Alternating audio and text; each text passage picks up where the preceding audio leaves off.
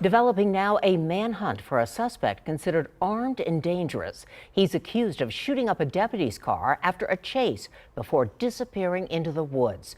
Police released all of these photos of him.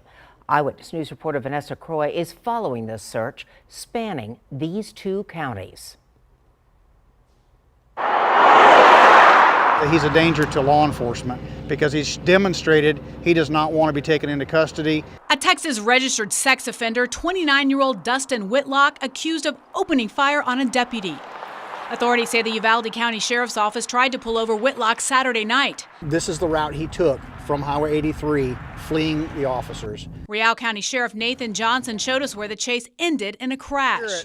Slay Drive. Authorities said Whitlock got out of his truck and started shooting at the deputy before running away. And the suspect eventually went forward towards the river, which is literally right over that edge of that embankment. The deputy wasn't injured. Officials said Whitlock used a handgun to shoot, but investigators found an assault rifle and drugs in his truck. Thankfully, he did not get the rifle out and engage the officer with the rifle. It might have had a different outcome. Johnson said with limited resources in Real County, officers from 9 different agencies are helping in the intense manhunt. We're not quite to spring break yet, which is when our tourist season really kicks off. A lot of empty houses, a lot of places he could go.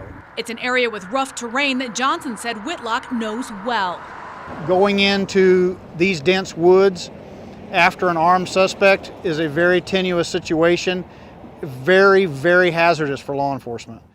Whitlock is facing 3 felony charges, including the attempted capital murder of a peace officer. If you have any information as to his whereabouts, you're asked to call the Uvalde or Real County Sheriff's Office. Reporting in Lakey, Vanessa Croy, KENS 5 Eyewitness News.